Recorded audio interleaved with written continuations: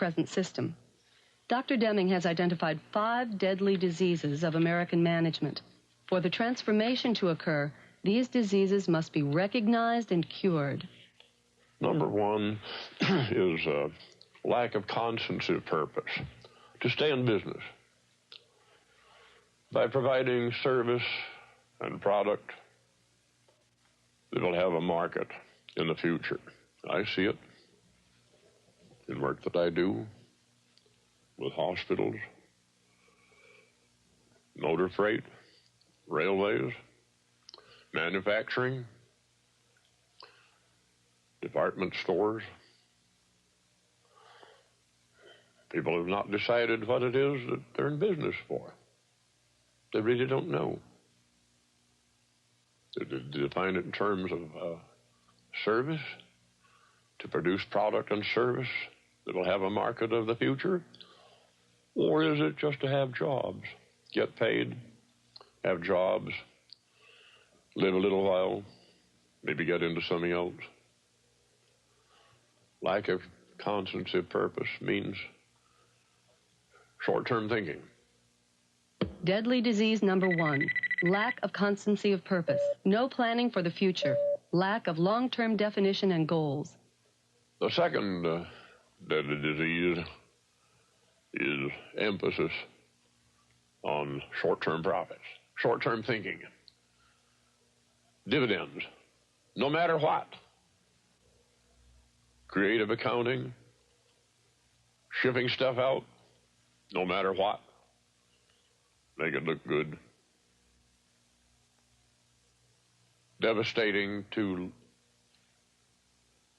long-term planning, with a plan to stay in business through improvement of quality of product and service. They cannot live together. American management has worshipped the quarterly dividend. They rate it on price of the company's stock. Anything to raise the price of the company's stock. Acquisition, creative accounting. There's a better way. A better way to protect investment, and that is with plans that will keep the company in business and which will provide jobs, more jobs. Unemployment is not inevitable. Unemployment is a sign of bad management. Lost the market. Deadly disease number 2, emphasis on short-term profits, worship of the quarterly dividend, sacrificing long-term growth of the company. A third deadly disease is the annual system of rating salaried people, known also as merit system, annual appraisal of performance, annual rating of performance, known also under the name management by objective. Someone in Germany called it management by fear, which is still better. Pay for merit. Pay for what you get.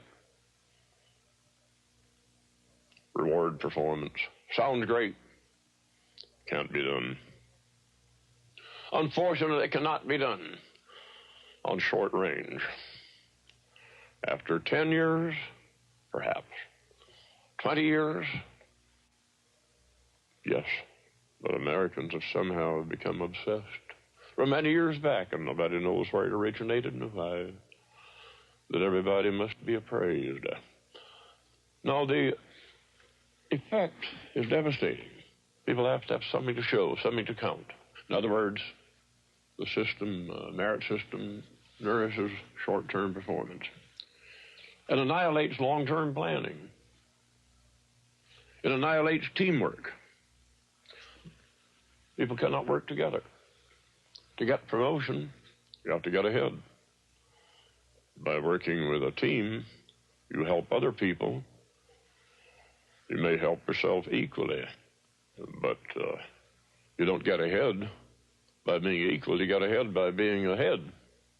Produce something more, have more to show, more to count, Whereas teamwork means work together, hear everybody's ideas, fill in for other people's weaknesses, acknowledge their strengths, work together. This is impossible under the merit rating, review of performance. People are afraid. They're in fear. They work in fear. They cannot contribute to the company as they would wish to contribute. This holds at all levels. There's something worse than all of that. When the annual ratings are given out, people are bitter. They cannot understand why they're not rated high. And there's a good reason not to understand. Because I could show you with a little time that it is purely a lottery. No, if it were recognized as a lottery and called that, then some people would be lucky and some unlucky. They'd at least understand the system, and people would not feel, some would not feel inferior, and others would not feel superior. Deadly disease number 3, annual rating of performance, arbitrary and unjust system, demoralizing to employees, nourishes short-term performance, annihilates teamwork, encourages fear. This annual rating encourages mobility of management. If somebody doesn't get the top rating, which means a raise, he looks around for another job. Fourth deadly disease is mobility of management. People moving around, not having roots in the company, not understanding the company, just trying to bring in some abilities, learn some more, move along. Management requires knowledge of the company. It requires roots in the company, knowledge of the problems, of production, of sales, of service. It takes a long time. In Japan, you see, man in management, after he graduated from the university, went onto the factory floor for at least 3 years. The man delivered meat, for example. He's now head of sales for a meat company in Tokyo. He delivered meat for 7 years.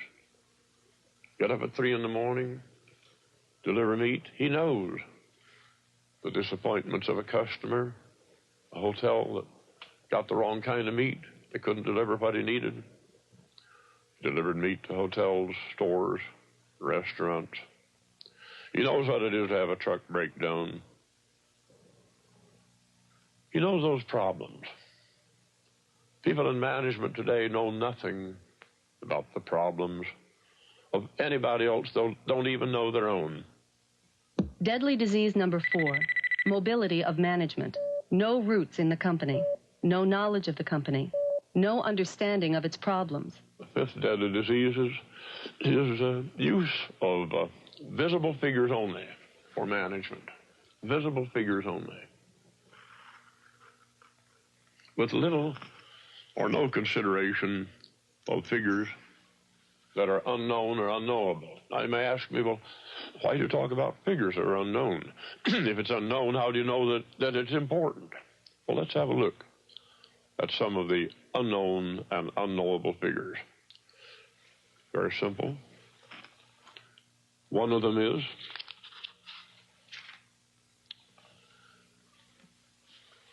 the multiplying effect of a happy customer. How much business does a happy customer bring into you?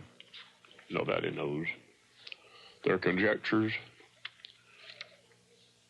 but nobody knows. What about the multiplying effect of an unhappy customer that drives business away? He can be pretty effective. He does his best to protect his friends. Where are the figures? Where are the figures on the multiplying effect of a happy customer, multiplying effect of an unhappy customer? I don't see the figures. They're very important. He that runs the company without them will have no company. Schools of business have done their work. They're not teaching transformation. They're teaching use of visible figures, creative accounting, how to maximize the price of the company's stock by keeping up that quarterly dividend. Deadly disease number 5, use of visible figures only. No use of figures unknown and unknowable, encouraged by business schools. You see,